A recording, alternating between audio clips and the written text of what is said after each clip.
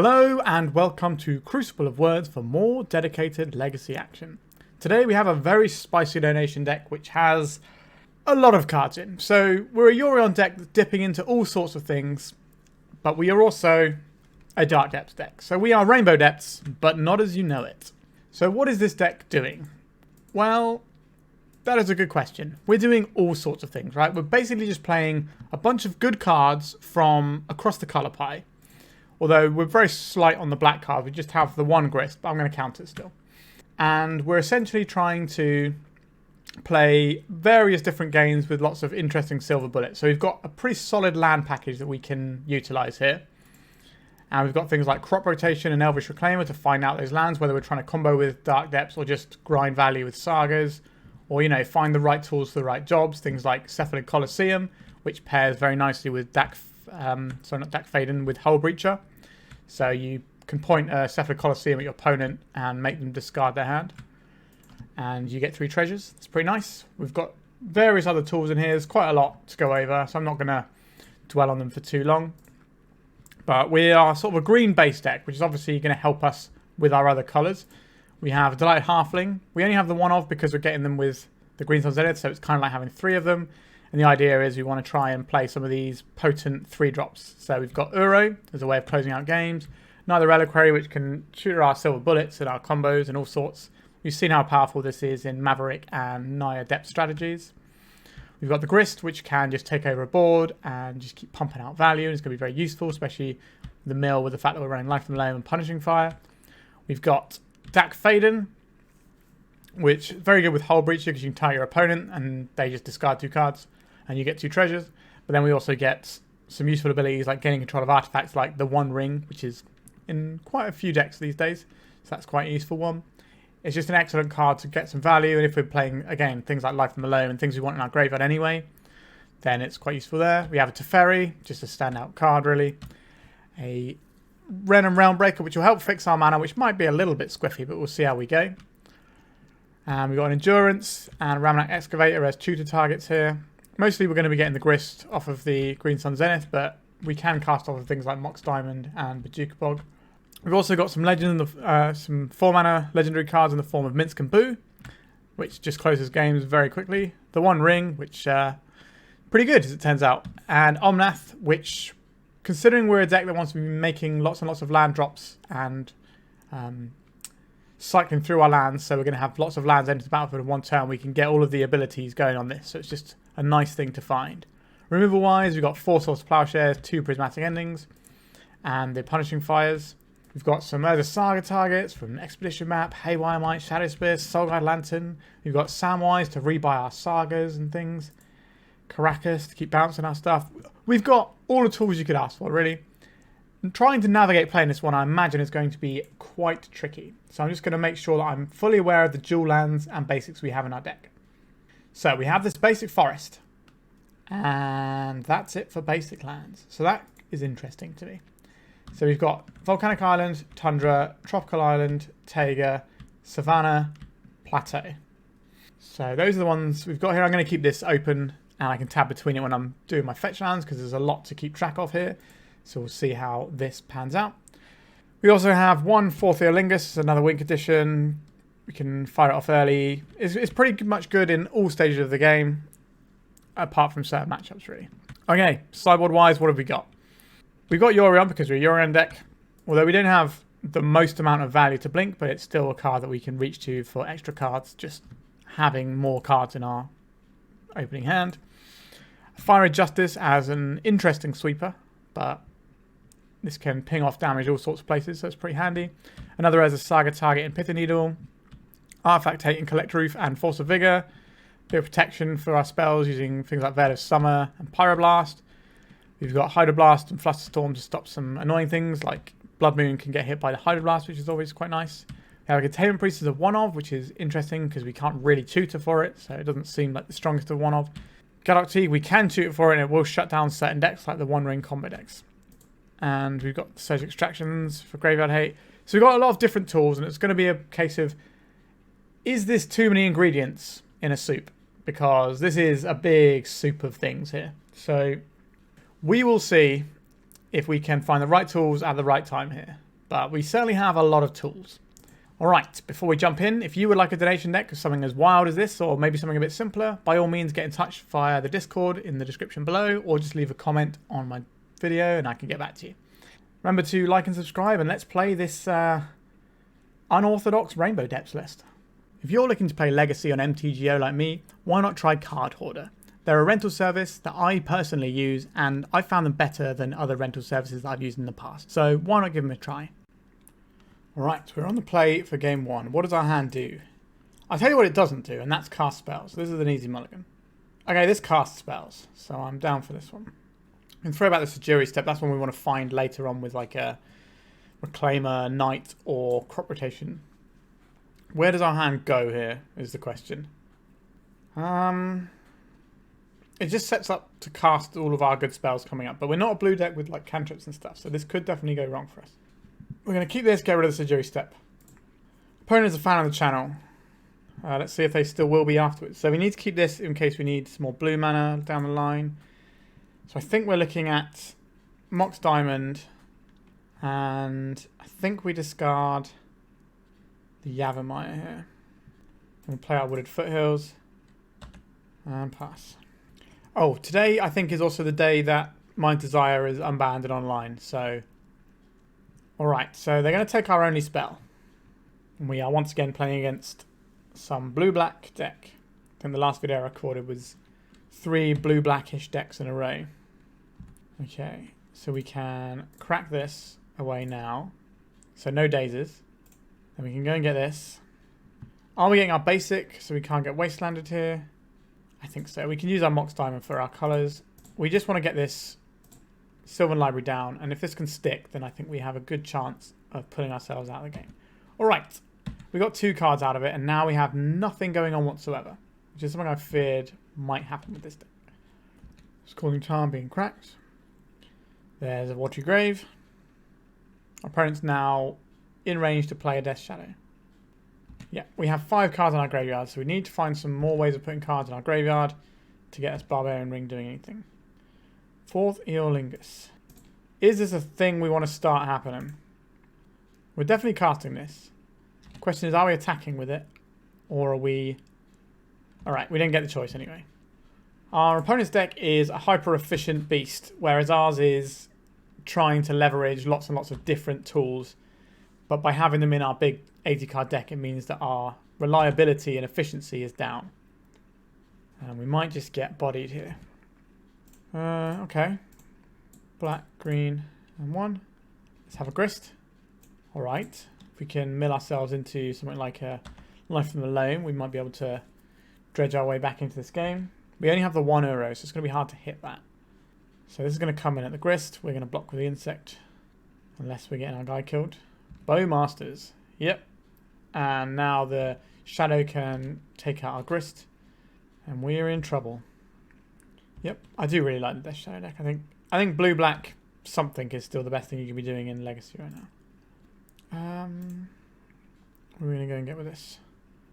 Opponent hasn't seen any blue mana yet, and we have blue mana off of the... So we need to get white mana, so I think we're looking at... Do you want Savannah here? It might be the Savannah. Because that will cast our Yorion. We don't really need to get any more blue mana. We don't have any blue cards apart from Uro.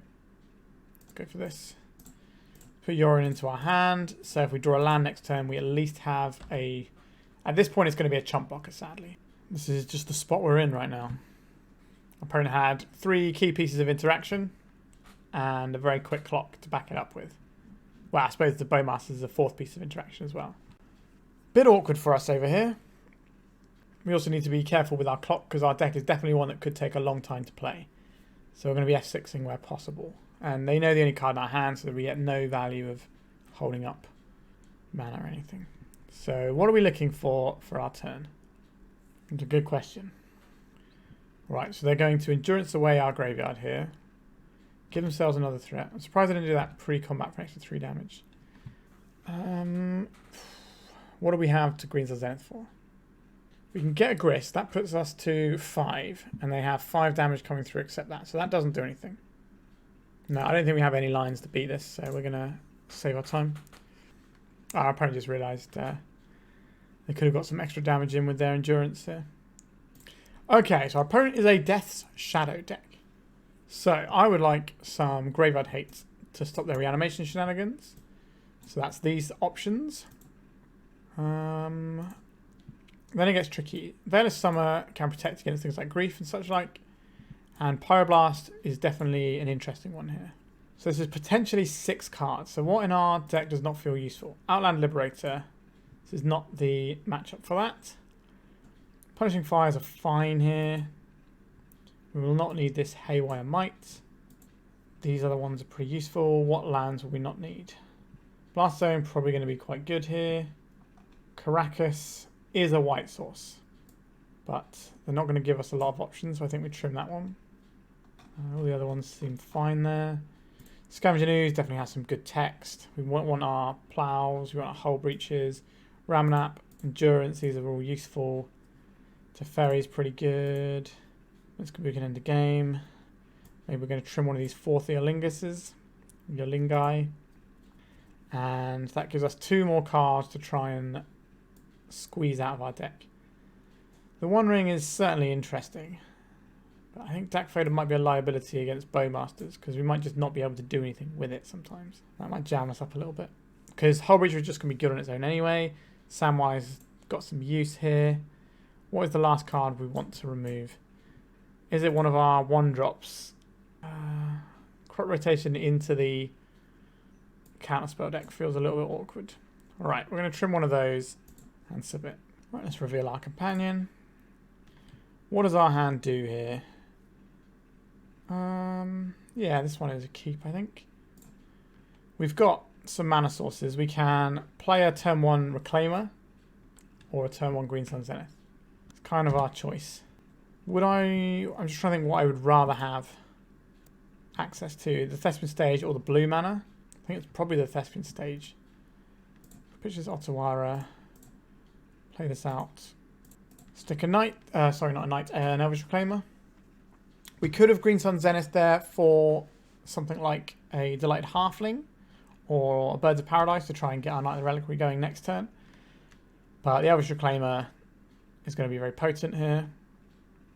Losing our Mox Diamond will be a problem for us for sure. Alright, let's see what they want to take away from us. This whole sort of Grief, reanimate type jam, when it's backed up by like blue counterspell and stuff, is so difficult to beat. I do think it is the best thing you can probably do in Legacy right now. Right, we've lost our Green Sun Zenith because that represents many options, so that's pretty understandable. We're going to see a Fatal Push on our Reclaimer. Or we're going to see a Reanimate here. We're going to see a Dismember. Okay. So now we're looking to draw a mana source so we can try and deploy the Knight. A Green Sun Zenith. Alright. We are casting this into Daze. But if it resolves, I think we're in a good spot. And if it doesn't resolve, I think we do just want... Do we want the Halfling? We definitely don't want Birds of Paradise because they're a Bowmasters deck. So it's either the Delighted Halfling, but that doesn't help us cast our Knight of the Reliquary, so it's probably not that. The Reclaimer just as a good card. I don't think we want the Dryad Arbor, so I think we are just on Reclaimer here. By process of elimination more than anything. Let's have a look. A Ponder from our opponent, so no Bowmasters, so we might have got away with it, but then again, they might just not be looking at casting Bowmaster and preferring to cast Ponder because we didn't play any X1s.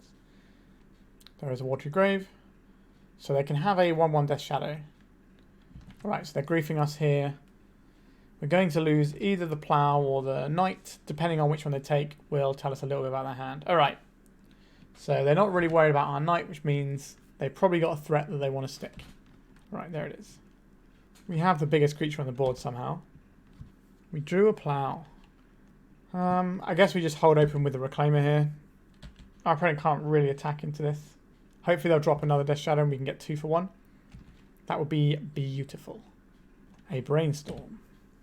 Pretty good way to start a turn of Magic the Gathering, as it turns out. A Thought Seize. I guess we'll try a Plough again. Alright, so we're going to lose this Knight now. But we just need to buy time. Alright, we need to find some business here. We don't have any sort of engines going. Alright, that is an engine. We don't have flagstones in our deck to try and get more So we can't go into a flagstones and then turn that into something else and draw another land out of our decks. So you can't go up on land. We will do this now though. I don't believe our opponent's going to have Stifles in their deck.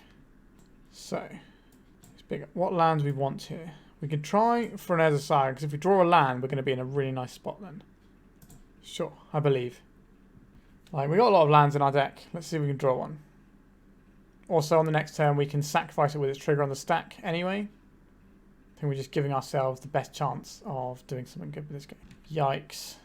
Petty Theft on our Mox Diamond is somewhat in the realm of backbreaking, I would say. Right, so we can play our land out here. We can crack this, make our guy bigger. We want a green source. Probably want a white source as well for our removal, so I think we're on Savannah here. We're cracking this now so we can get some damage in. So we're going to have to turn our Urza Saga into something else because we can't afford to operate on this low amount of lands, I don't think. Because our opponent, you know, we could get some damage in there and maybe get there a little bit. But the problem is our opponent is eventually going to draw stuff. They're not drawing lands, which means they've got spells. So they can probably interact with what we're doing on some level. So we draw and see if it changes my mind. Oh, we're getting killed in the upkeep. So this is getting submerged. This is an ugly one, I guess. So this can draw us an expedition map, which can at least help us out a little bit for getting some more mana going. So we probably want a mana source that does something here. Is that Saga and try and draw a land again? Is that where I'm going here? Like our opponent doesn't have wastelands and they clearly have spells. So we're going to drop this. The other option we have is play the Mox Diamond and then the Reclaimer. But we can play the Reclaimer next turn if we don't find a land. If we do find a land, then we're just making some threats. And I'm okay with that. Surgical Extraction on the Elvish Reclaimer that they know about. Alright. Yikes, we are getting handled quite easily over here. So we don't have any plays for the rest of our turn here. Our opponent got to see it, so they got to see the sheer nonsense that we're playing with of all the things. Alright. So our opponent's turn. How bad is this going to be for us? A Troll of Khazad-dûm. This is something they could reanimate. Right, so there's Underground Sea they just fetched. A Scavenging Ooze. That's a real card. I will take that. So now we are in an awkward spot. I think we go Saga Lantern here. Get rid of the... probably the Troll. And then we can snipe away the whole graveyard later on if we need to. I'm not convinced this is going to resolve. And if it does, I'm not convinced it's going to live. But we'll see. We've got a game plan. Maybe we should have left the Troll in just to have more food for our Scavenging Ooze, but it doesn't actually make a difference with the clock because we go 3 and then 4 and then 1. Alright, so this has to fire off now. We can't let this grief happen. We just want to ride our little guy to victory. Abajukabog. We do not have any creature. Oh, we do have a creature actually. We can kill our own guy. Eat our own guy. Attack. I would like to exile our Knight of the Reliquary here. This gives us +1 damage. I think a Mox Diamond here is going to be more useful than this Bajukabog because we've got a source to plowshares. This also means we can hold up green for removing our opponent's graveyard. That's the thing we require. Opponent. Oh wow, our opponent just didn't have anything there. Alright, we muddled together a win there. Let's see if we can do it in game 3. Is there anything I would like to change here? Are we supposed to have this Karakas in just to bounce our Uro and Samwise? Maybe. Maybe we are. I didn't enjoy that. Maybe I'll board down on a Mox Diamond here because that felt awkward to say the least. Oh, we want Fiery Justice here, right? Because we're playing against Death Shadow. We make game 5 life. That's going to be sick. Probably should have caught that one a little bit earlier than I did. And how are we going to fit this in our deck? Maybe the Omnath's going to be difficult to cast against the Wasteland deck, so we'll strip that one up. Yeah. We are very much in at the deep end here. I haven't had a chance to play any practice games with this one because I'm recording so many videos at the moment. For my trip to Italy for European Legacy Masters, I've got to record all my content for when I'm away, so double leagues a day sometimes. But yeah, we're in at the deep end trying to play this without any reps with it. But we're learning together, and that's part of the fun, isn't it? Right, show them my Yorion. This hand plays Magic the Gathering. I will keep this. We do need some more coloured sources here. So I think we have to fetch a basic with our Minsc Teeth. Can't afford to get Wastelanded off of green because it's our core colour.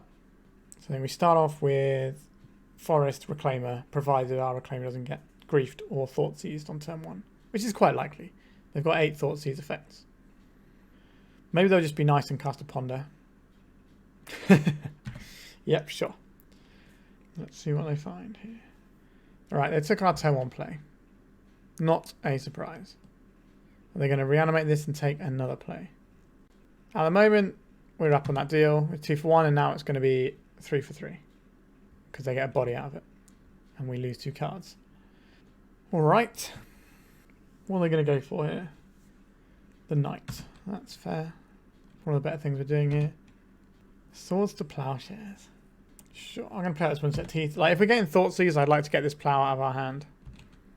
I will take 3 to begin with, and then I'll sit behind the Maze of Ith and see if I can snag extra value with the Swords to Plowshares, because I think we're going to need that sort of value to get back in this game. There is a Brainstorm from our opponent. It's quite a potent one. If we play the Maze of Ith to stop hemorrhaging damage, then we're also going to be further away from casting any of our spells.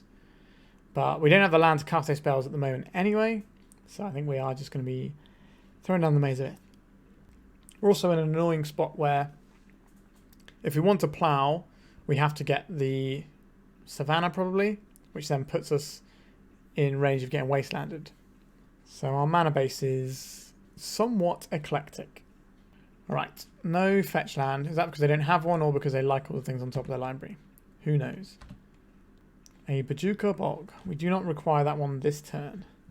I think I'd rather get the Maze of Ith down and give us a bit more breathing room to work with. Alright. Our opponent's turn. Here comes Grief. Here comes the Maze of Ith activation. So they're going to need to commit more cards to the board soon. Would we like to Boseiju Bog now, or would we like to get the Cephalid Colosseum down? If we play the Boseiju Bog, we can at least play a Hullbreacher next turn. So I think we're going to do this and pass the turn. Yep, so next turn we can play the Cephalid Colosseum, Jam and Endurance, Bow Masters. We don't really care about that one too much. Like, we can definitely sweep up their board with a Fiery Justice if we can cast it. At the moment, obviously, we are 2 colours away from this. And the cards in our hand do not help bridge that gap. So they used this Underground Sea to shuffle this Swamp Cycling to shuffle their Brainstorm they did the last turn. Which is just yet another reason why these cyclers are so good. Right, so we untap this one. And we take a little bit of damage here. I think we need to fire this off yet.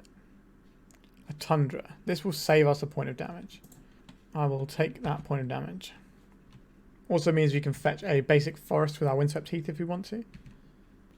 Or we can fetch a tiger so that we're more likely to draw either a green or a red source, so we can go with our Fiery Justice and go like 1, 2, 3, 4. And just get them. They know we have this Hullbreacher in hand. There's a Wasteland. Alright. A Turak, you say. That is a bit of a doozy, that guy. We have to make a decision on quite a lot of the things in our hand here. So we can play a Hullbreacher, or we could plow. I think we just have to plow this guy while we can, while the getting's good. They have the Wasteland for our Maze of Ith, so we need to kind of buy ourselves a bit of time damage-wise. Alright, so they left us with the worst combination of things we could have been left with. Our mana base is very greedy. A Wasteland of our very own. Alright, we have to use this to Wasteland their Wasteland so that we can keep our Maze of Ith up. The Fiery Justice does not hit Turak because this is protection from white. So that's sad, but such is life. We're only taking 2 a turn, so we've got a few turns to try and draw something. Another green source gives us an Endurance, which can trade with a Turak if necessary. No to you, Turak. Take 2. We don't want to crack this fetch because we don't actually know exactly what land we need just yet. We're wanting to draw more lands, so there's more lands in our deck if we have this. This is not unhelpful, but it's not helpful right now. But it stops the reanimate line of just getting a big troll that will kill us. There is a ponder. Our opponent cannot cast Murktide yet, so we don't have to do any sort of circuit extraction just to keep ourselves alive. We can always pitch cast Endurance as well if we need to with a Fiery Justice. They did not shuffle their library. That's terrifying. I think our opponent is quite far ahead here. Alright. I'm holding out for another mana source here. An Elvish Reclaimer. This is a card we can cast. So now we have a decision about what land we're getting. It's definitely going to be green, so we can cast a Reclaimer. If we draw, what spells are we more interested in casting here? I think we want to get a Tiger here. This unlocks red mana. This means if we draw a white source, we can then cast a Fiery Justice. I imagine if they wasteland us, they're probably going to wasteland our Maze of Ith and then just put us in the dirt. So we should be okay with this Reclaimer and this Tiger. Now, they've got 3 cards in hand. They've just been pondering. They kept the cards. So I can't imagine that they're running on empty over there. We have a 3-4. We can trade it with Tarek if we want to. But I think while we have the little elf, we should at least leverage it into something that can win us the game. Because this can turn our Bajuka Bog into an actual useful land for us. 1, 2, 3, 4, 5, 6, 7, 8. So now they can cast a Murktide. But it won't be a very big one. It will just be a 4-4. A Death Shadow. Okay. Opponent's got 2 cards in hand. Resolving a Fiery Justice here would be great. But we don't have that option right now. So we do this. We pass the turn. We can transmute our Wasteland into a useful card. We probably want something that casts our Fiery Justice. And it wants to be a second green source, so we can also cast our Endurance. So we need to get... Oh god, what is this? Here is the big Murktide. That's not actually that big. A 4-4. We can kill that on our next turn. Right, I think we are getting rid of the Wasteland. Let's sacrifice our Wasteland here. Get ourselves a green source. Do you want a Yavimaya? Is that helpful? As green sources go, that does give us a lot of purchase. We can always get the Grove of the Burn Willows. It's just very good against Death Shadow decks in general. Sure, we'll get the Grove. So we will tap this for green. That'll kill their Death Shadow. Powerful. And then we will cast this. So we'll do this and probably the Bowmasters here. So we can gain some life. Then we need to pay a white and a red. Okay. Now we can play an expedition map. So our opponent got a Daze in hand. They do have a Daze in hand. That's fine. Okay. It's going to be a grindy one. We've only got 9 minutes left on our clock, so we need to get a wiggle on. We have an Endurance for next turn. We can keep their Death Shadows at bay with just our Grave of the Burn Willows. We can always start chewing up our combo if we want to. We have options, which is nice, to be honest. Elvish Reclaimer doing some work. We're going to keep our graveyard popped out now, I think, because some stuff is happening. They want to get our Hullbreacher. Okay, I will hit that with our Surgical here. Just this one. We'd like to keep the one in our deck. Alright. 2 life for a counter spell. Not ideal, but better than them having a Hullbreacher. And now we get our Endurance. This is going to be very useful in a few turns, but I think we have to get the Endurance down now so that we can dodge the Murktide coming down. So this is green, green, and 1. Let's place Endurance, get rid of your graveyard so you can't cast Murktide, and pass the turn. And then we can play our Ramunap Excavator next turn and just start wastelanding our opponent into the dirt. Right. I think they have 2 more lands that actually tap for mana left in their deck. Usually it's about 5 or 6 in Death Shadow. Depending on... Actually, no, they've probably got 1 more... No, it should be 7, right? So it's 4 graves and 3 underground seas, sometimes 1 island. Okay. I think the Ramunap is actually better than the Grist right now. So we go Keep these Death Shadows at bay. Let's play this guy. Force of Will, pitching Brainstorm. Sure. We can go to attacks, I think. Start attacking with Endurance. I'm okay to trade this for the Turak. Okay, the Endurance has already done its work. This does get them towards a Murktide, but we already have the Maze of Ith for that, and we're about to start gristing our way into this game. And if we find a Life from the Loam, then it should be game over. A Forest.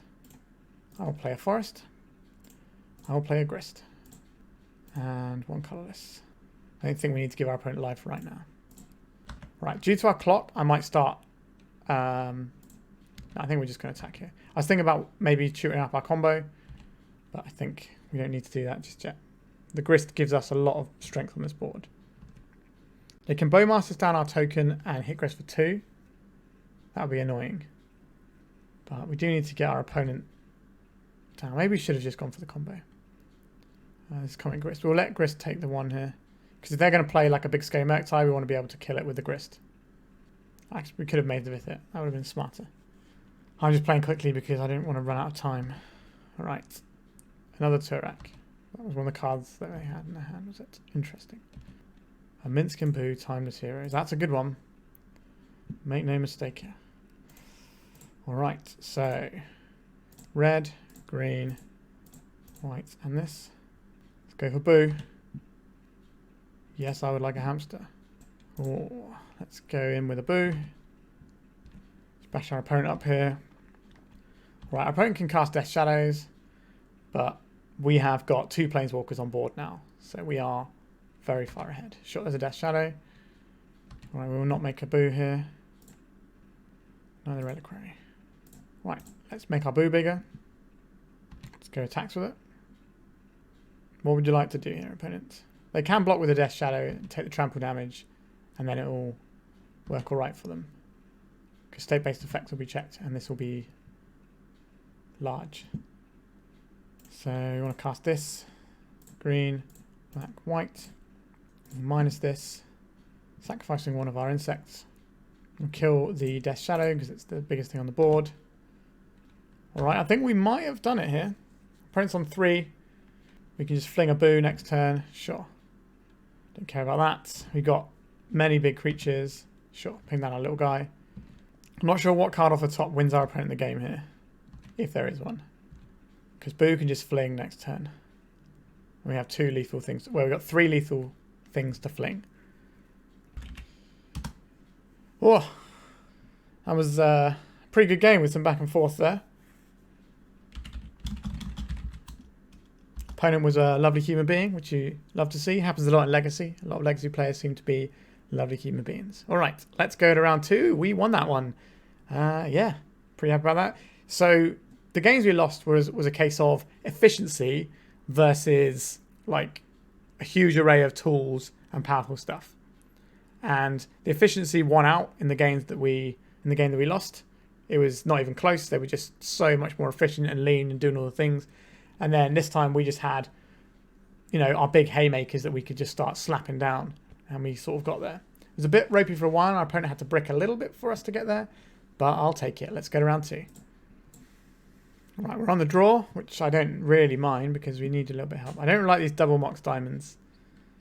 But our hand plays some Magic the Gathering after a fashion. God, these Mox Diamonds are pretty awkward, aren't they? I think we keep on the draw. It is annoying that we have 2 of them in our 80 card deck. Alright, our opponent's got Mox Diamonds. Okay, this matchup is going to be abysmal because we are very vulnerable to Wasteland. Alright, so what do we need to do here? We need to get rid of this Life from Below. That's step 1 for us, I think, here. So we go this, Crop rotate this away, go and get Bojuka Bog, say no to Loam, because that's basically all they've got going on. And then we can decide if we want to do any Wastelandy type shenanigans here. I think I would rather have a Mox Diamond than a Wasteland right now. Than an actual land right now. So our plan is to try and take away our opponent's resources. Who's the lands deck now? Probably still them. But we can hit the Exploration or we can go after their mana. Because you've got the Wasteland, I'm more tempted to go after their mana. Horizon Canopy. Okay, that doesn't really help our plan of going after their mana, does it?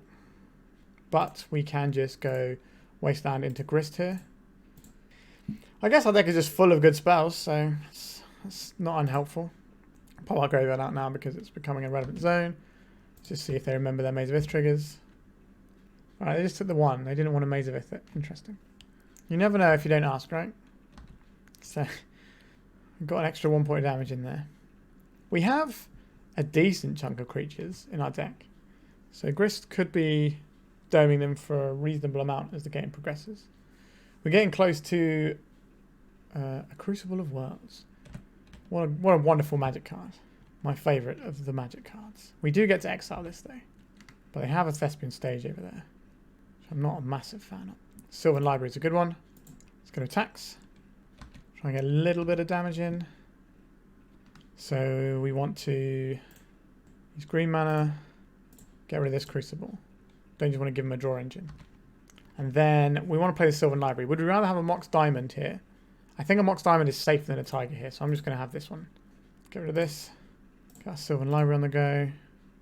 And I think we just hold up the Wasteland. Right, so just drawing off a Canopy. Planeswalkers will be pretty good in this matchup, to be fair. It's one of the things that lands doesn't like that much. A Wasteland Arbajuka Bog. Alright. Life from the Loam. Yuck. That's real bad for us. That's what we tried to stop earlier. Alright, Sylvan Library. Be a friend. Pay for life to keep in hand. Pay for life to keep in hand. So, we want to play out this. We want to go green 1, 2 for Green Sun Zenith. Would we rather have an Endurance here or a Scavenging Ooze? I think Scavenging Ooze is better. So I'm going to go for the Ooze here. Alright, Scavenging Ooze. Get out of here. Life from the Loam. No, thank you. This is why we wanted the Mox Diamonds over the lands, because our opponent can assemble Wasteland Locks. So we've got rid of 2 Life from the Loam so far. A Crop Rotation. Okay. They're getting a Dark Depths and just going to go for it that way. They are. Okay. Understood, opponent. So they're going to make a 2020 while we don't have this. So we need to find the Karakas here. That would be a useful one. There's a Wasteland. Makes Karakas slightly less useful. But they might make this now, because then it's something we can't Wasteland. Yeah. Oakley dokily. Now they Wasteland our Saga. Okay. It's getting tough. Karakas would be a lovely draw about now. Come on, Sylvan Library. The One Ring. Like, that does do something. Can we put this on top of our library? Or are we just drawing all of these? That's a tough choice. I think we put this on top. No, so we're going to take... So we can take 8 here, and then we take 9. And then we're kind of in trouble. I think we just put this on top of our library. And put this in our hand. And then we deploy the Wasteland. And then we play ourselves the One Ring. We get a little bit of a respite. Would I rather have a 1/1 token here or hit our opponent for 2? Because this is probably going to die to the Marit Lage. Alright. We'll make an insect token. We do need to win the game at some point. Birds of Paradise can block for a turn. Ah, another Life from the Loam. That's annoying. Alright. There's a Wasteland. We're going to start Wastelanding our Wastelands. They are. Yeah, so we milled the Delighted Halfling off the Grist, so it's not going to be on top of our library this turn. Let's see if they know about killing our Grist here. They did not know about killing our Grist. That's interesting. Right, let's get some burdening goings. Alright, take some damage. An Outland Liberator. Yes, I would like to use this ability. We do have a Shadowspear in our deck. Yuck. I think we're putting these on top. I want the Barbarian Ring on top. And then the Mox, I think. And then we play our bird. Then we will mill off the Mox. Then we will draw 2 cards. Try and find a Karakas. Did not find a Karakas. We have this Windswept Heath, which I don't hate. Alright, let's crack this now. I think we'll go and get the basic here. Outland Liberator. And we should have left up a green source here. What am I doing? Should have tried to get this Life from the Loam out of our opponent's graveyard. Oh no, that was a mistake. Alright. Too concentrated on this Merit Shot. I get to draw an extra card here. Sphere of Resistance. Okay, so they're on the sphere build. That's good to know. That makes artifact destruction a lot more tempting. There's a Mox Diamond. I'm going to be doing some Life from the Loam. We could have shut the door on this by scavenging using a Paducah Bog, removing our graveyard. It's unfortunate. It means our Grist isn't going to be getting to do a big doming, but that's fine. It's coming at us. Not unexpected. So we're going to take quite a lot of damage from the One Ring this turn. We do have a Teferi in our deck that can bounce a Marit Lage. Yep, you can Life from the Loam back all your nonsense and get me. I think they haven't played land yet, so they can play the Saga and start that ticking up. I believe. There it is, yeah. We have an answer to stop that from doing things, but we are dead to our own ring quite soon. Prismatic Ending, that's a very good. Alright, yes, we will use the ability. Minsc and Boo, also pretty useful. But we have to have this, so we put this on top, and then we put the Safekeeper, and then we mill with the Grist. Then we Prismatic Ending this, then we attack with all of our squad. It's a relatively potent amount of damage here.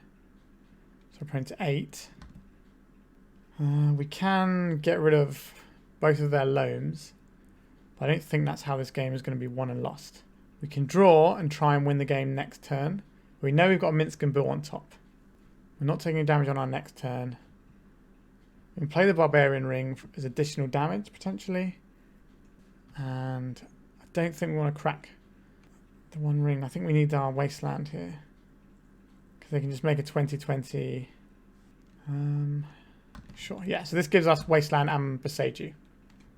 We could have played the Minsc and Boo that turn by tapping the One Ring, but I think the slightly safer line here is to just have the Dark Depths covered in 2 ways. This is a much more interesting game than I thought it was going to be. I thought we were just going to get Wastelanded into the dirt and be game over. I guess we did stop the first couple of Life from the Loams. That bought us enough time to develop a board. Planeswalker's pretty good. What are they going to go for here? We do still have this Yorion sitting in our command zone, but we can use that to reset the ring if we want to. I don't think that's what the game is about right now. So if we put a counter on this, it means we die in 2 turns, but if we wait a turn, we only take 2, and then we can take 3 and still be alright. Or we can take 2 and then take 2 and not get killed by the Barbarian Ring. Alright, we actually managed to get there. Nice. Okay, so what do we want here? Surge Extraction for our opponent's Life from the Loams. That is a given. I like Force of Vigor here. I don't mind Collector Reef. Do I want a Pithing Needle? Not really, because we're kind of doing the same things. So the problem with boarding in Collector Reef, though, is we are trying to use our Shadowspear sometimes so we can turn our Grist on to get rid of the thing, but that's not so often.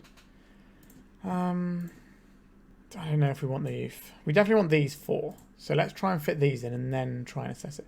Hullbreacher is not going to do a lot in this game, so we can get rid of that one straight away. I think Omnath's going to be very hard to cast into the Wasteland deck. Forth Eorlingas, if you just get that down early, can really jam our opponent up. This is going to help us cast our spells, so I think that's useful. Dack Fayden. I don't think Dack Fayden's going to be that useful. It does give us the ability to steal their constructs, though. So that's probably worth keeping. The Crop Rots, they all seem fine. Haywire Mite seems great. Soaring seems great. Blast Zone. Blast Zone doesn't seem amazing. I guess it can take out explorations. That's probably fine. Punishing Fire is probably the weak link here, isn't it? Do we even want any Punishing Fires? If we have no Punishing Fires, What do we get instead? Pithing Needle maybe is okay. Hullbreacher just as a creature, or Omnath as a thing, maybe? It pitches to Force of Vigor, so we're going to go with that. Right, we need to be quick on the clock because these games can go long. Right, our hand plays Magic the Gathering, so we get to Haywire Mite, the scary thing. If it's like a Talon Exploration, we can just dome that. We can't really play out our Dark Depths is the issue. We kind of want Planeswalkers here, but I don't want to throw back a hand that has loads of lands in our multicolored deck that really gets hurt by Wasteland. Right, let's play a Mox. I'm going to pitch Tajiri Step to this. Then we're going to go... white mana is more important for us. So we're going to use this one to get the basic forest. Just get that in underneath us now. In case they blow up on Mox Diamond, I'm going to play the Haywire Mite off of it. Okay. So we can't play out our Dark Depths because if our opponent just drops the Thespian stage, they get 20/20 and we lose. So we need to be pretty careful about how we marshal our resources here. But just hitting land drops is something I don't mind. We get to kill their Urza Saga here with our Haywire Mite. We probably should have killed this in response to the trigger. A Mox Diamond, sure. A Wasteland. We're going to see a Life from Loam here. This exiles it as well, so it will get rid of this permanently. How much do I think? I think if we draw a 3-drop though, it's only 1 damage. I think it's just better to do this and have the possibility of drawing a 3-drop. We did not draw the 3-drop. We can play out our Windswept Heath. We could play out our Mox Diamond and hold open our Otawara. We could even bounce their Mox Diamond, and that might be very irritating for them. I think we do want a Mox Diamond of our very own though. So I'm going to deploy this, and now we have a choice as to whether we get rid of the Trop or the Dark Depths. Dark Depths feels like a massive liability in this matchup. We can always get it with Life from the Loam or Ramunap Excavator, so I'm just going to get rid of this and make sure that we can keep casting spells. Because I think that's how we lose this game. Either a quick combo that we now have covered if they just have one iteration of it. But it's only a matter of time before they find Life from the Loam and do it again. But we have the combo covered, or we can bounce something awkward. There's a Wasteland. Alright. A Soul Guide Lantern. I'm okay to play a Soul Guide Lantern here, I think. Can get rid of this Wasteland, I think. Maybe it's supposed to be Windswept Heath. But we could play out this tropical island and see if we can force the Wasteland. That's something we're going to have to get rid of eventually. And then we have a choice of, if they have a Loam, do we Soul Guide the things they're getting back, or do we Soul Guide the Loam? Going to Wasteland this. We will add blue mana. Get them thinking. Life from the Loam. So we can cut them off right now, or we can just let them have these 2 lands. We just let them have these 2 lands and then cut them off. We can do this in our turn. Alright. Get rid of this Life from the Loam. So we've got Wasteland and Windswept Heath. Is it more important to me to keep this Prismatic Ending to kill a Marit Lage, or do I want to just get rid of this Mox Diamond? I think Marit Lage is a little bit scarier, because we know they've just picked up 2 lands anyway. If we'd have bounced that Mox Diamond in response, I think we would have actually been in a really good spot there. I think our opponent's got a lot of non-lands in hand. Surgical Extraction. Okay. That's very good for getting rid of Loams, but it's not the stage of the game we're in now, because we got rid of that one already. A Mox Diamond, sure. Pitching an Ancient Tomb, and now they have a Karakas. That's fine. A Knight of the Reliquary. This is a pretty good Magic the Gathering card. We've got a bunch of lands in our graveyard right now, so this is pretty large and in charge. I'm going to turn it sideways. That is my plan for this card. I think if we wait long enough, our opponent's just going to be able to go off and do crazy control things. 2 cards in our opponent's hand. So double endurance doesn't get there. Let's just attack. Maybe we should play the Grist first, but I'd like to see what our opponent plays. An endurance. So this is going to shrink our graveyard here. So now this blocks here. And we can make our knight slightly bigger. Let's go and fetch a mana source that's going to die in the very near future. So needs to be an untapped source that we don't really care for right now. So it's probably the Plateau. And then we can Otawara away one of these Mox Diamonds. And we can get our opponent here. This will give us a 4-4 that will win in combat.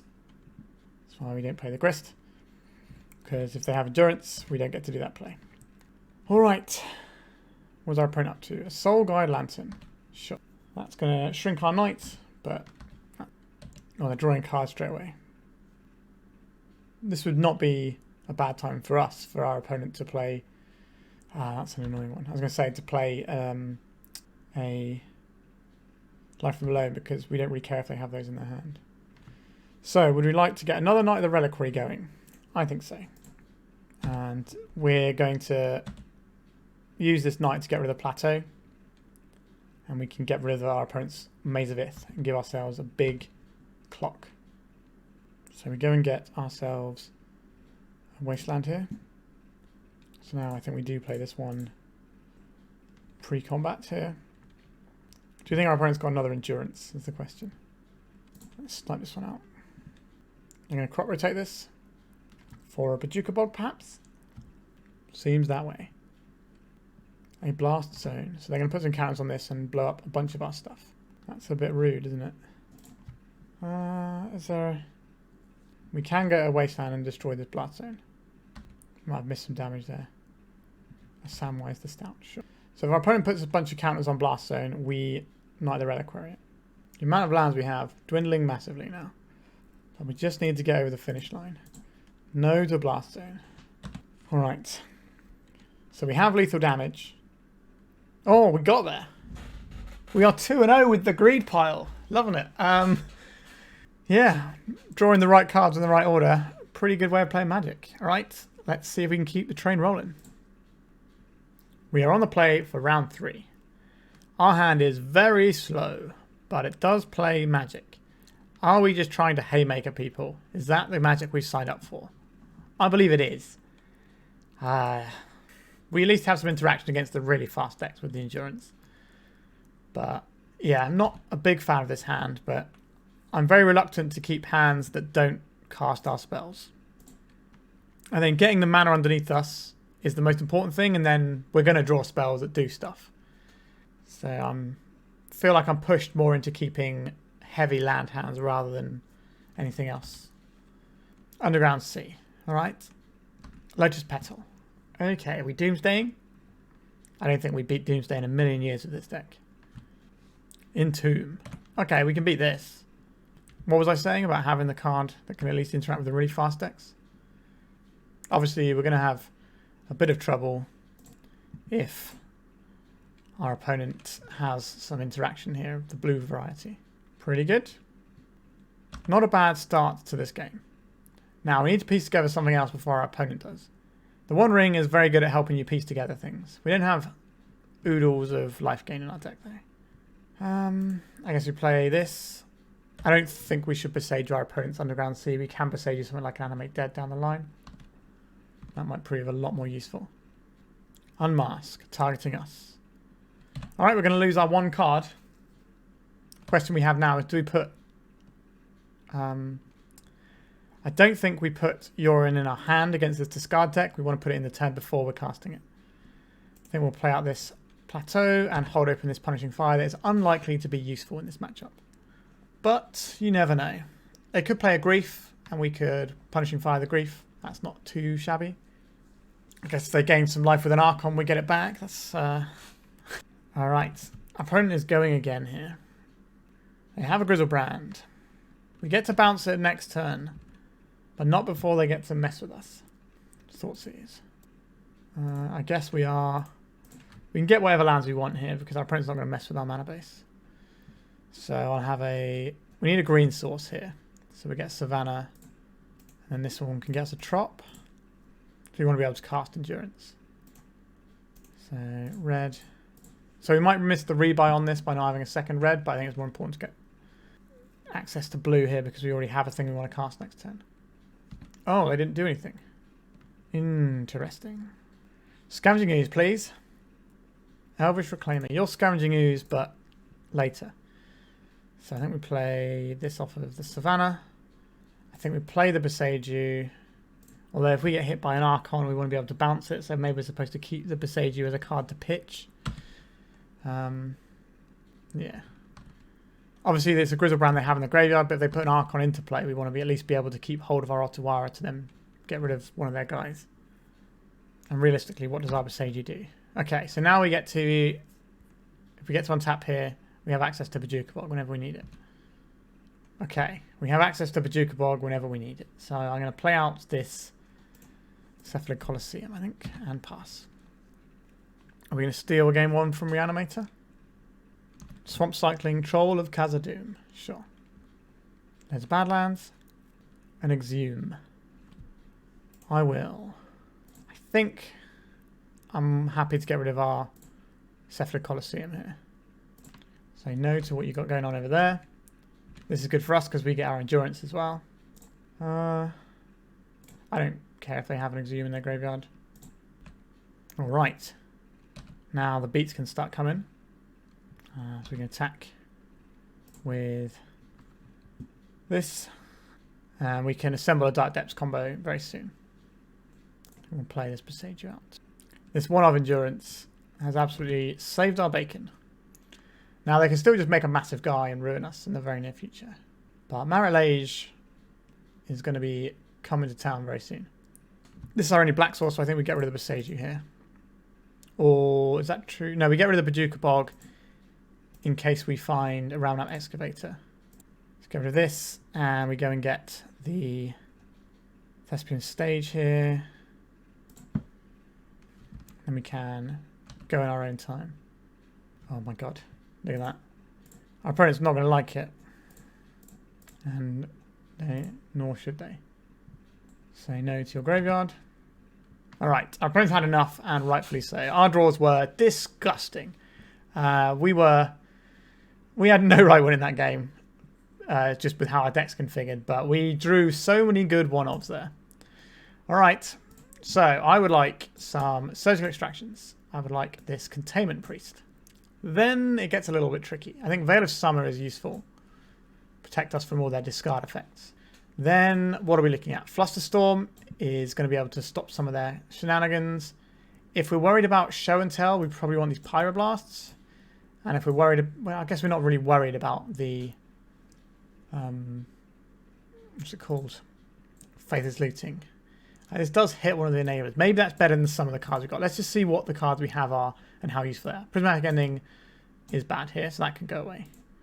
Win conditions are obviously things we're going to need. Punishing Fire is okay against the Grief. But I think we can just beat Grief in other fashions. We're keeping the Plows, obviously. Haywire Mite has some text, but isn't amazing. Sylvan Safekeeper, that's not where we want to be.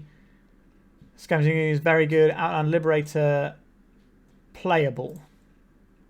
How many we got to find here? 3 more cuts. So we don't really want this Omnath because it's something our opponent can reanimate that's okay if they discard us. So I don't really want that to happen. Have we got any lands? Aren't doing anything. Blast Zone, I don't think is going to cut the mustard here.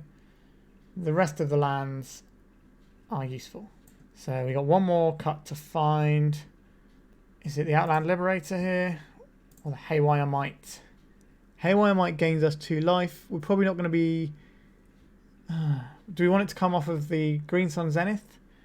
Probably not. The Green Sun Zenith is more likely going to be finding us Scavenging Ooze, which means we'd rather have the Haywire Mite come off of the Saga, if that's the thing we're really looking for. Though I don't think it is. Maybe we can cut this and the Outland Liberator. And then where does that leave us? With 1 card that we can add in.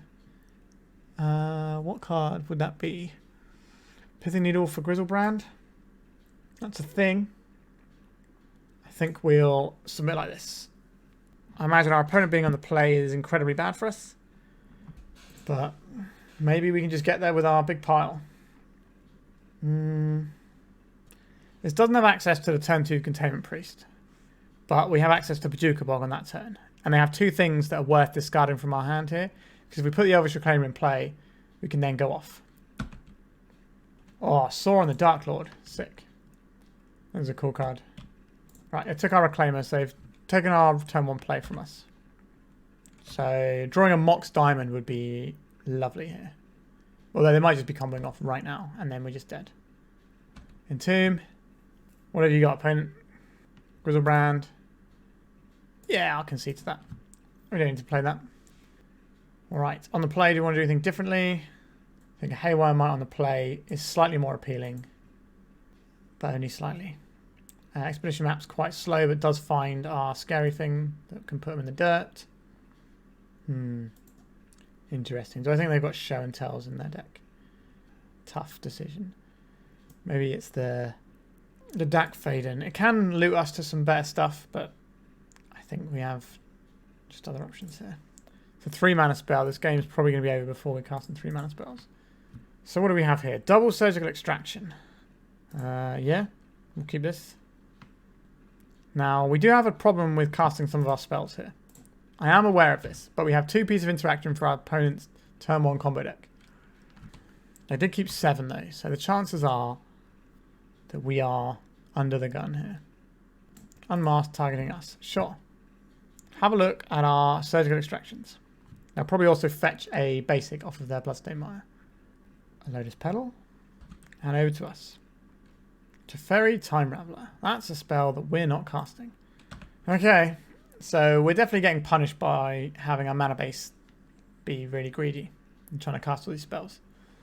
Feels like the more traditional Yorion lists with the abundant growth and stuff is probably where you want to be.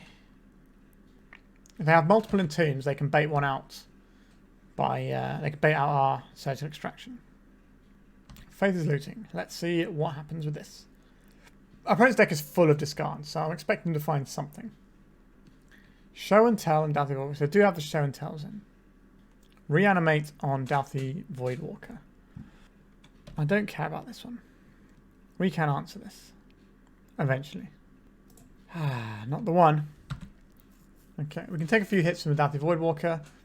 So our opponent was basically trying to bait out the surgical extraction from us there on a low priority target like Doughty Voidwalker. But considering they know we've got other answers in hand, I don't think they're expecting it to work, but it's worth testing. Sure, we'll take the damage. A tropical island. Not quite the colours we were looking for. Need a fetch land. I think all of our fetch lands can get us white, so any fetch land is good here. Uh-oh. Badlands. Right, they're going to play another land and flashback Faith is Looting. Although he's got Faith is Looting from hand. Come on, white source. I think if we get a white source, we probably win the game. Arc of Cruelty and a Faith is Looting. Yep. That's definitely a big creature. Okay, so we don't have a choice here. We are hitting the Arc of Cruelty.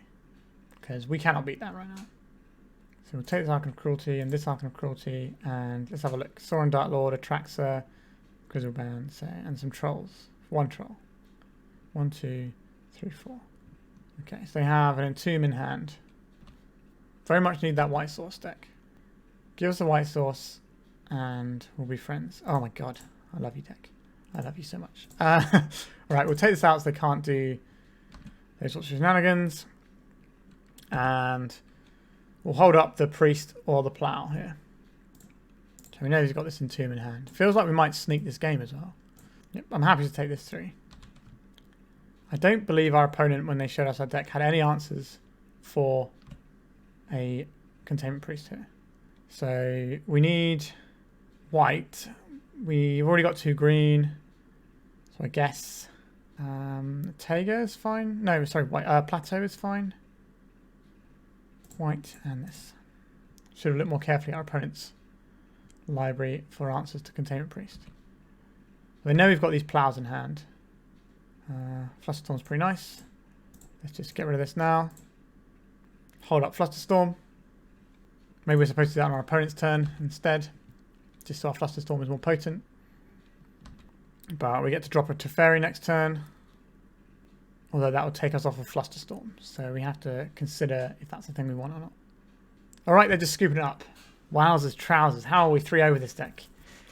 This must be what all these Power Gamer Hot Band people feel like, where they're just playing all the best cards and it kind of works out. Like, we're definitely being lucky. Drawing, both of our surgical extractions in our 80 card deck and getting the the Singleton Endurance opening hand in game 1. It's pretty ridiculous. All right, let's go to round 4. All right. I will keep this. Our opponent is known as a Oops All Spells player, so I'm going to keep this hand.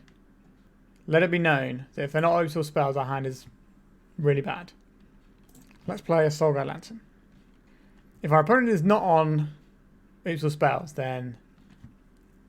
If our opponent is on Oops, we probably lose this game. Alright. Agadim, the Undercity. Cabal Therapy. Good luck. Good luck, opponent. Nice Force of Will. Nope.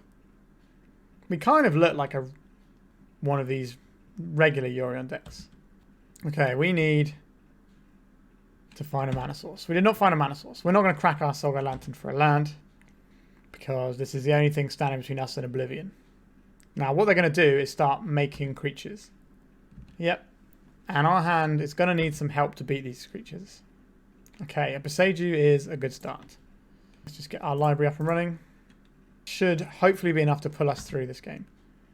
Because the beatdown plan of Oops is very weak. They're targeting themselves. Alright, let's... So they have 3 Narcomoebas in the graveyard here. What am I missing here? So there's the Oracle. We can probably beat 3 Narcomoebas. We get them to use a Dread Return, I think, here. This should have a Bridge from Below in here somewhere as well.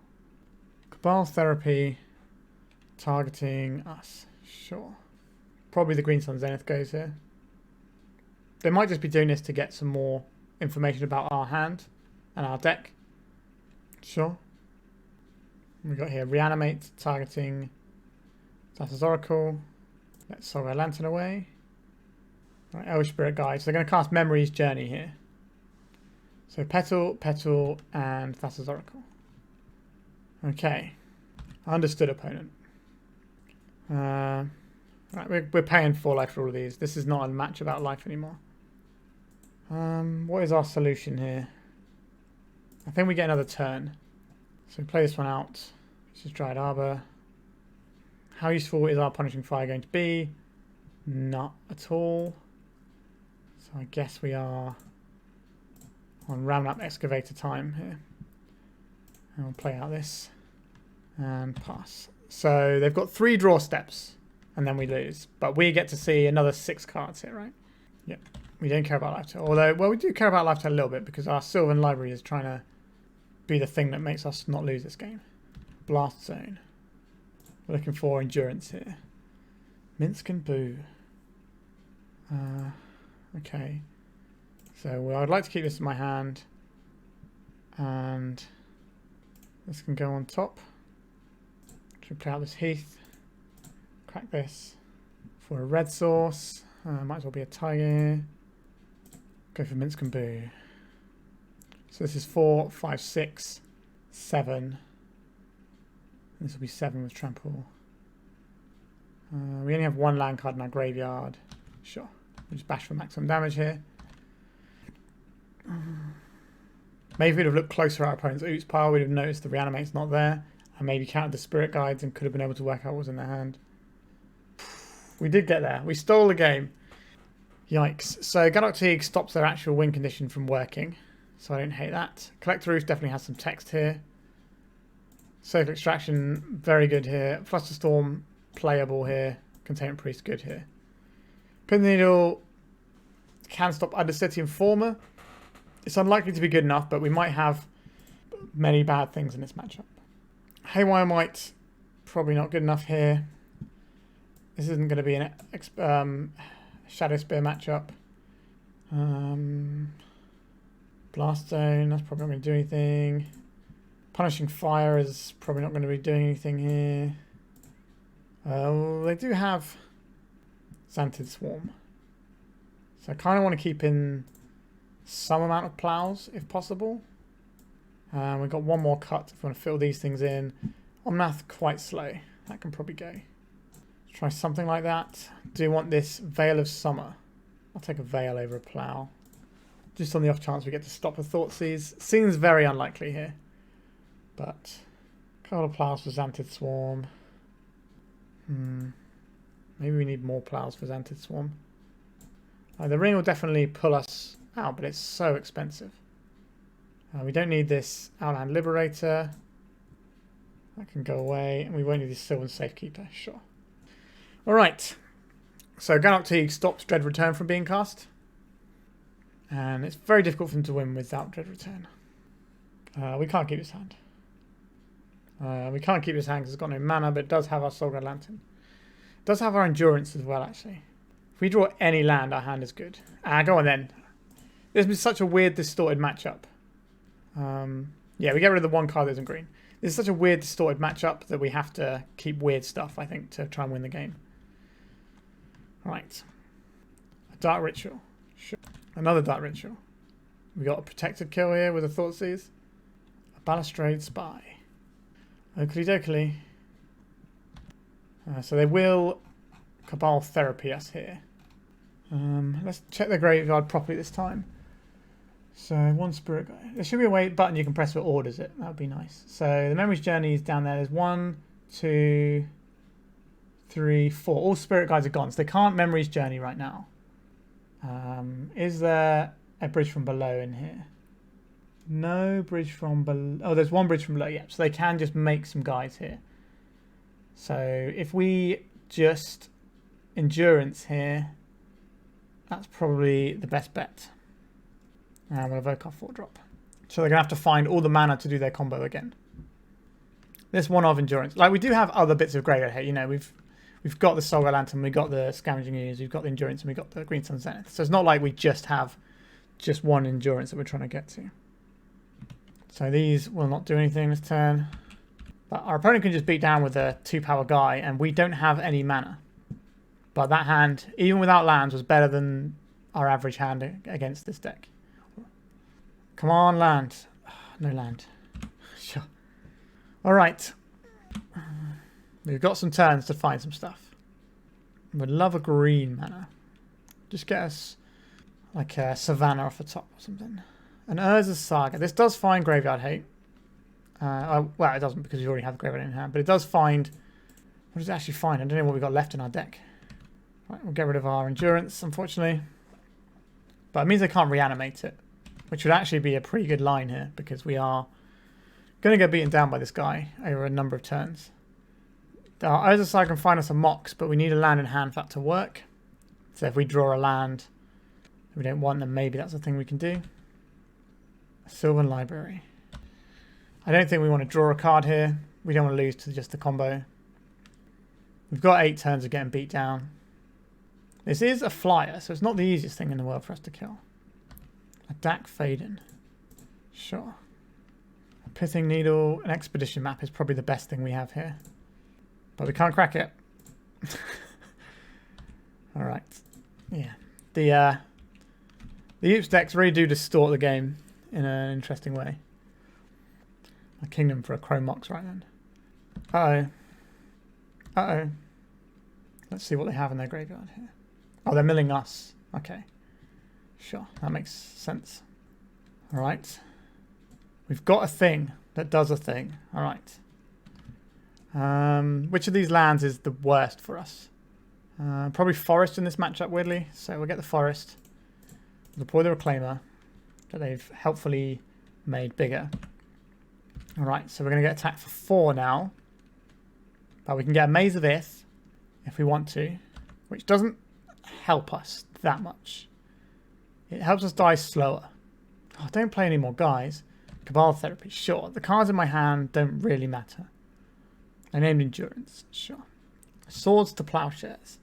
We need to find another land here. So I guess we are attacking. So we need to find a mana source. Otherwise we die next turn. I don't like it, but here we go. We did not get there with that one. Awkward. Do we want to do anything differently? We're on the play, which is much better for us. We still got our 4 plows in. We just couldn't find the mana there. We were so close. If we'd have just drawn... Yeah, we made the mistake of getting our basic forest then and then immediately drew 2 white cards. I got the forest because I was going to get rid of it with the Reclaimer, but that was just the wrong play there. We just could have done that one a lot better there. We should have played what was in our deck, not what was in our hand, really. We were just hoping to rotate away. All right. We should have had that game. We lost that one on my account, I think. We could have just plowed and we'd have been all right. Okay. We have a piece of hate. We can actually play the game. We'll keep this. Opponent's money into 6 cards. Keep going lower. Let's go for one big all-in go. All right, they did not do that. We will play our Wooded Foothills and pass. We're not going to get killed by the beatdown strategy this time. And we can beat a Xanthid Swarm. All right, here we go. You getting thought seized? Cabal Therapy. Sure, they're going to name Endurance. And they're going to see Surgical Extraction. All right. A Green Sun Zenith. That will be useful later on. If we can get another turn out of this. So we might be able to go and get a Scavenging Ooze.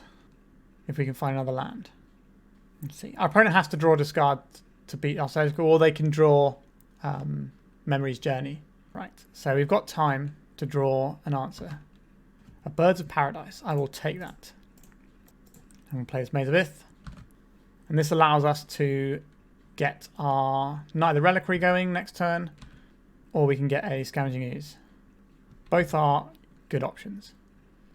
A Mox Diamond isn't one of the good options. Right, so we need a white source here. Well, we don't necessarily need a white source, I suppose, because we have the birds. Get this, and we can jam this guy. White, green. Right, our opponent says they've drawn 2 Narcomoebas, so they can't assemble their combo right now. And I don't think they'll be able to beat our beatdown here.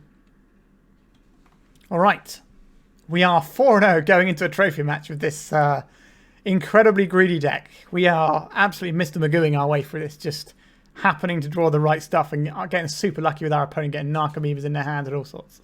All right, let's go to the trophy match. Welcome to the trophy match. Here is our opening hand. This is a game plan, so let's do that, I guess. We've got the mana to get there. We've got some interesting tools. We might have to play the Dryad Arbor Dryad Arbor with Summoning Sickness on turn 1. We'll see. Our opponent is also Yorion, but I suspect this is not a mirror match. There's a Tundra. A Ponder. We could just say snap off a Wasteland and see if we randomly strand our opponent with a do-nothing hand. Which, if they're like the big Yorion sort of 5-colour decks, it's certainly a thing that can happen. Their mana bases are not as greedy as ours, but a little bit greedy. Oh, Birds of Paradise. I love not having a green source that comes in untapped here. They shuffle their Lyra off that Ponder. I want to just wasteland them. See if we get there with this. Misty Rainforest. Sure. Right, we have to play this Dryad Arbor tapped. So next turn we can play Birds of Paradise. If our opponent has a Orcish Bowmasters, we're going to have a rough time. Alright, so we've got a basic here. So our Wasteland has forced them into potentially suboptimal mana spreads, which might make it more difficult for them to cast certain spells. We're looking at here Brainstorm. Yep. So what are we hoping to achieve? Birds of Paradise and a land. Next turn with the One Ring. Right, he's going to plow our Dryad Arbor. Sure. I'd love to draw a green source here. We did not draw a green source. And we'll play out this Paducah Bog and get rid of their graveyard because we might as well get that untapped land out of the way now. That's why that tapped land out of the way. We don't have any plays. I think if our mana base was more like our opponent's mana base, we'd be in a pretty good spot. Okay, that Teferi is doing stuff. We would like to be able to kill this Teferi, but that's not a thing we're going to get to do, unfortunately. Let's cast this Haywire Mite and pass the turn. Sure, so this is our last turn to draw a red source and just cleanly kill this Teferi, most likely. I think we're getting Prismatic Ending on our Haywire Mite here. I suspect our opponent's deck has some number... Okay, just Island Cycling. I suspect our opponent's deck has some number of the One Ring in. It seems to be just a good thing to do in the top end. Leovold, Emissary of Trest. That's a whole thing, isn't it? A Boseiju. Okay, we found our green source. I'm down for this. Let's play a Birds of Paradise. And let's pass the turn. So we can Minsc and Boo next turn. And if that resolves, it's a pretty big game. If it doesn't resolve, we can do the One Ring. Right, so they can cast things at instant speed. It's a little bit rude. Right, we'll go to 18 off of this attack. Delighted Halfling, sure. A Volcanic Island. Don't mind if I do. So we go red, green, any colour, any colour. Let's go for a Minsc and Boo. Does our opponent have an answer for this? They do not. Alright. Let's get big with the Boo. Let's go to attacks. I think we'll attack the Teferi here. They keep the Teferi alive by sacrificing their Halfling under the bus. They could plough this, which I wouldn't mind, because that's not really a great use of their resources, because this regenerates every turn. They could... I don't think they're going to cast any sort of Wrath effect, because I think their Leovold is quite high priority. Oh dear, what is this? A Green Sun Zenith for 3. What is this going to be? Oh, I dread to think, to be honest. Our Haywire Mite can also exile our One Ring if things go bad. Okay, so it's just an Endurance. So they're going to double block with Delighted Halfling and Endurance, I guess? No, they're just going to absorb the damage. Alright, that's pretty good. Clearly, they are very invested in their... Sure, we're going to jam this Sylvan Safekeeper. So they're very invested in their Teferi being alive. Sylvan Safekeeper is Shroud, not Hexproof. So if we target with Minsc and Boo and we have to Sylvan Safekeeper to protect it, then we won't get the counters on it either. So have to make a decision about what we want to do with that. Sure, it's just coming in at Minsc and Boo. Minsc and Boo can take this. Our opponent hasn't shown us any red mana yet, so I'm not fearing this taking like random point damage. Oh, I guess Bowmasters is a thing that we should be playing around here as well. Alright, so again, uncountable Uro. Yeah, we should have blocked with the Sylvan Safekeeper here. So if they have Bowmasters now, they just clean up the Minsc and Boo. Yikes. Our deck of like pretty much all singletons is got a lot of moving pieces in it. I don't believe our opponent has a Bowmaster because they've paused for quite a while here. So we might not get punished for taking that 3 damage on the Minsc and Boo. Right, what are they bouncing? No targets. Interesting. Prismatic Vista. Delighted Halfling. Sure. If they don't have Bowmasters, we're ahead on this board. Alright, Yorion to hand. Alright, we are doing okay. So no to this. Right, let's stick some counters on the Boo. And we'll go to attacks. Let's play the One Ring. They might have put the Yorion to hand for the purposes of having a blue card, but was not the case. Right, we're going to draw a card here. Oh, we can't draw an extra card because of the Leovold. Whoops. That was embarrassing. Alright. Making just terrible misplays and not getting punished for it is pretty sad. Alright, so this comes in at the Minsc and Boo. We get a blocks here. We gain some life. Give her in One Ring. This game is just about the Minsc and Boo here. So they're going to play the Uro from the graveyard. We can Prismatic Ending this. They will draw 1 card. We could have drawn a card with our ring in our opponent's turn. We just made a horrible misplay there. Okay, they didn't put land in with the Uro. A Teferi, sure. What would you like to do with your Teferi? We'd like to bounce our Minsc and Boo. I would like this to be protected and get rid of this Boseiju Bog. So I don't even draw the card there. We would not like this extra Boo. A crop rotation. What does that get us here? I think step 1 is make our guy bigger. Step 2 is rumble at our opponent's face, I think. Opponent's got 4 cards in hand. Or I think we should get rid of this Uro. They're going to get 1 card either way, so we may as well let them have 1 card and not the Uro. X is 2, 3 colours, sure. Yep, you get your 1 card. And I don't think I need to crop rotate for anything here. I think we just pass. Turns out, giving Boo Shroud and Trample. Well, it already has Trample, but having Shroud on it is pretty good. So this is going to be a Wrath or Bust, I guess.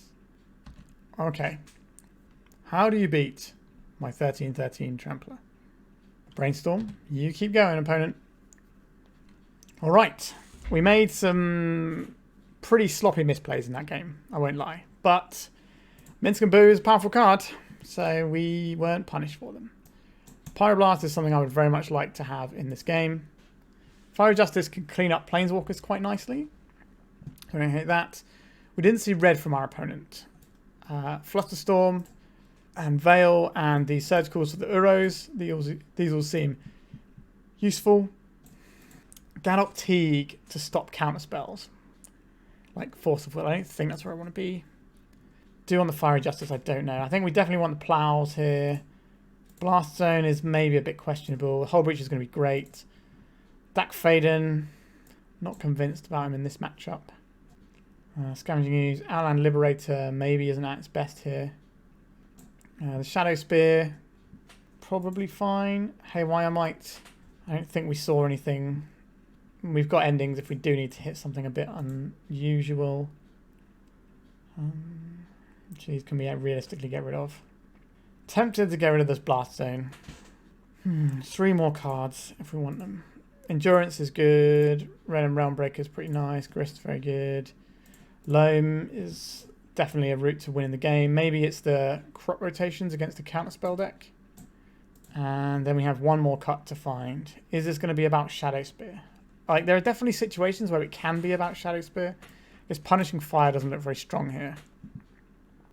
Although it does kill Delighted Halfling. And it can tag Planeswalkers repeatedly. Definitely get rid of these. We just need one more cut here. Maybe it's this Blast Zone I was going backwards and forwards on. Or maybe it should be a Mox Diamond because they're Prismatic Ending food. But we do need them for our mana because our mana is abysmal, to be told. Alright. We've got more time on our clock than our opponents. We have a Life from the Loam.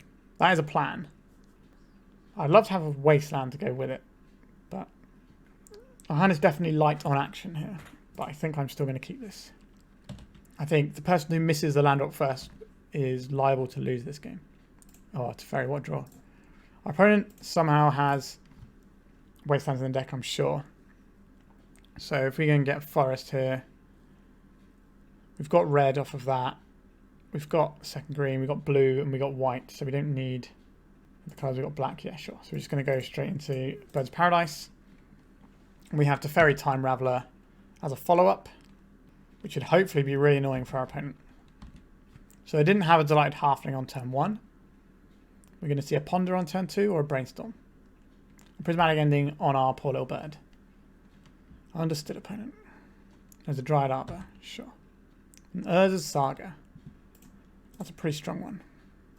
Let's get back our Misty Rainforest while we're at it. Invest in the future. And then we're going to start making Saga constructs next turn. And that's going to be pretty good. Teferi can certainly bounce our Saga right now. Yeah, that's what they're going to do. It's a cheeky little time walk there. We will not dredge this.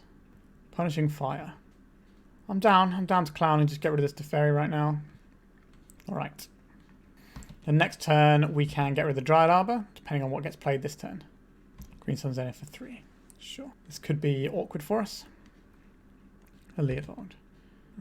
We will not replace that draw. So we can kill the Leovold if we want to. Jam this as a Saga. And then we can play out a Shadowspear. So when our constructs do hit, they're going to be hitting big. We can kill this Leovold if we want to. But we might get better targets. I'm okay taking 4 damage this turn. Let's see what our opponent plays here. An Uro. Okay, so I'd rather hit the backside of the Uro with this Pyroblast than he'll hit this Leovold. Alright, we get our Punishing Fire back. Okay, so this time we're just going to get rid of the Uro with the Bajuka Bog, actually. That's a much more solid play. They do get to draw a card here, but we stop the Uro from later on coming in. I guess we could have tried to Pyroblast first, but I think our plan is just Urza Saga beat down here. Insert Teeth. Our opponent's got 5 cards in hand. They don't want to send in their 1-1 into our 2-2. So we've reduced the damage a little bit here. They're going to put Yorion into hand. No. They're going to Green Sun Zenith again. It's going to be a Grist. Another Uro. Sure. This is why we have the Pyroblast still. Actually, we're just going to get rid of this with the Soulguide Lantern, aren't we? Let's make a guy. We're getting dressed down. Oh, they're just fetching around Pithing Needle. We'll hold up the Pyroblast here. Soulguide Lantern. exile this Uro. And we get to play a land drop. Down the Misty Rainforest here. Just coming for 4. We've got the superior board state, I would say, but not by much. It's going to be an Endurance. A Swords, 2 Plowshares on our little guy. Sure. We're going to keep holding up this Pyroblast. Like, we can take the 3 here. We've just gained 4. And then we can gain 4 when we swing back next turn anyway. I don't know if they're going to want to trade their Leovold. We have a load of cards in hand here. There's another Plow. Maybe we've been punished for not Pyroblasting that. Alright. We'll dredge Life from Alone. I would like to Life from Alone back our Urza Saga and friends. Do you have a Force of Negation here? We got Hardcast Force of Will. Right, let's get rid of this Force of Will and get our Life from Alone going. Here comes our Saga, and we'll pass. The One Ring. Pretty good. Maybe should have had some answers for this one. Alright. We have our own One Ring if we want to do that, but it's not as good because of their Leovold.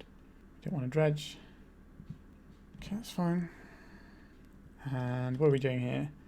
We have 1-2 Urza Saga, 1-2 Urza Saga, so we can play out an Urza Saga here. And we can crack this for a blue source. Tropical Island is the blue source we want. And then we can play our Teferi and plus it. So our opponent can waste their time attacking it. Is that a thing we want to do? Doesn't seem amazing, does it? We don't have enough to play the ring this turn. I don't know if we even Teferi here. It feels like... I guess Teferi just to gain some life here is reasonable. Oh, we don't even have the white source yet, do we? I can't even do that if we want to. Right, I guess we're just passing. Right, our opponent's going to be drawing a lot of cards, but there's going to be some burden going on them. They can also just reset this with their Yorion when the time comes. So if we can find another Pyroblast, we save it for that moment so that they can die to their burden counters. While they're going to attack with their Leovold. If we block, it does turn on our own One Ring. Right, they're cracking a Misty Rainforest pre-combat. We're looking at here an Uro. Feels like an Uro. An Allurin. Wowzers trousers. I had no idea there was an Allurin in our future. Okay, that changes things dramatically. Recruiter of the Guard. Sure. Another Recruiter of the Guard. What is this? When it enters the battlefield, you may return another type creature you control to its owner's hand. If you gain life equals the creature's mana value. Sure, so they'll bounce this Recruiter. We could interfere here. The problem with this is that they have a Karakas, so they can just bounce this whenever they want. Yeah, this is a bit awkward. I had no idea our opponent was on Allurin. Cavern Harpy. They deploy the Cavern Harpy. They bounce the Niambi. They bounce the Cavern Harpy. They play the Cavern Harpy. What is our way of getting around this? I think we go blue, 1, 2, 3. Bounce the Allurin. Now we have a problem that our opponent has now assembled quite a lot of power over there. We don't really have a good way of interfering with this combo if our opponent plays it correctly. So play this with this trigger on the stack. They flash in the Recruiter and they flash in the Niambi. Orcish Bowmaster's going. Now we're just going to yield through the turn and let our opponent do their combo because we need a bit more time to think in this final round because it's the trophy match. We should play a little bit spiky, I suppose. Okay, this also gives us time to think about our sideboarding choices. This means we probably do want things like Outland Liberator and Haywire Mite, possibly even Force of Vigor, and we want the Pithing Needle for Cavern Harpy as well. Yep. So they're just continually going to bounce the Orcish Bowmasters until we die. Alright, so we've got 2 minutes ahead of them on the clock now. So, like I said, we want this Pithing Needle in, we want this Haywire Mite in, we want this Outland Liberator in. Do we want Force of Vigor just for Allurin? Maybe. This is very much a maybe. Gaddock Teague stopping Allurin feels like a good place to be as well. Also stops their One Ring shenanigans, which doesn't feel that good for us because they're always getting this Leovold first. So maybe we'll trim this One Ring out. And then we got to find 3 more cuts to fit these in. Samwise is not a thing we've done anything with this league, so you can go away. I think Omnath is actually quite a big game, so happy to keep that. Sylvan Library into Leovold doesn't feel great, so keep getting the Leovold. Alright, let's just be closer to Maverick, I guess. Oh, there's One Ring shenanigans. Right, this is for the trophy. It plays, but I don't like it. I think I keep this and play the Dryad Arbor on turn 1. Misty Rainforest. Okay, our Dryad Arbor's not getting ploughed. That's reassuring. Punishing Fire. Let's play out this as a Saga. As Expedition Map. Let's play out a Sylvan Safekeeper. Don't really want to have to sacrifice creatures, lands at this point. I would love to draw a Mana Thoughts next turn. Orcish Bowmasters. And ping down our Dryad Arbor. We'll do this because then our opponent doesn't get a guy from doing it. But that's pretty bad news for us. So we're probably going to use this to get a Mox Diamond in a couple of turns. Oh, sorry, in the next turn. So yeah, this has gone pretty awry for us right now. It's all falling apart. I did know our mana base would cost us. If we lose this one because of the mana, then that's fair enough. Oh my god. This is going to bounce our Urza Saga and just put us back into the Stone Age. Yep. Absolutely brutal. We're not going to attack with Bowmasters here. Pyroblast. Right, here comes our Saga again. Yuck. Well, they say screw beats flood, but you have to draw the lands to get there. Okay. Are we just dead this turn? Yes, we are. The Recruit of the Guard is enough to win them the game. It's essentially a 2-card combo because the Recruiter goes and gets the Nyambi. The Nyambi then bounces the Recruiter. The Recruiter then goes and gets the next thing, and so on and so forth. Ah, that was a shame. So we finished with a 4-1, which is a very good record for this deck, which I don't honestly believe deserves a 4-1 record. All right, let's talk about the deck. So we never did Thespin Stage Dark Depths at all. We definitely had a game where it was a thing we might have done in a few turns, but our opponent conceded before then. But that's something. My biggest problem with this deck is this pile of cards here. We have loads of colourless mana in our deck. Loads of colourless lands. But we are trying to cast a lot of spells here. You know, we're trying to do all our green stuff. We're dipping into every colour here. And it just becomes really difficult. If we don't have the Mox Diamond, it's sometimes hard to piece things together. And sometimes it doesn't feel like we have enough land. We've got, what, 34 lands? And 4 Mox Diamonds. Maybe we need some more lands. We should just play the mana base that the Yorion decks play, right? Like the standard Yorion decks. Maybe we even want the Abundant Growth just to help with our mana, because look at this. Our mana is all over the shop. This is very much not an optimized list by any stretch of the imagination. But a lot of the things it's doing are quite powerful. But we could very easily cut a bunch of stuff from this deck and make it better. So let's move these cards along here. Do we need blue mana? If we trim blue mana, we get rid of Hullbreachers, Omnath, this one Teferi, this one Dack Fayden, and this one Uro. By cutting that, we massively improve the quality of our mana. Now, do we need this Grist? Yes. Do we care that it costs black? No, because we have 4 Mox Diamonds, and the Birds of Paradise, and the Delighted Halfling. So I think we have enough to cast this. But if we just cut the blue from our deck, then all of a sudden, we get to streamline our mana base and play like a good Naya Depths deck, which is basically what we're playing here, right? We're playing Naya Depths with a bunch of weird stuff, right? And did these cards ever win the game for us? No. Like, we didn't cast Omnath at all. We didn't cast Dack Fayden. We didn't cast Uro. We didn't cast Hullbreachers. These basically were just weights weighing us down. It was like in Dragon Ball Z, where we had our training weights on. We just have these 6 cards that ruin our mana base and make our deck worse. Now, we do get some good blue spells like Flusterstorm and Hydroblast from the sideboard, But I think for having a deck that actually works and has a good mana base, cutting these cards seems like a very good idea to me.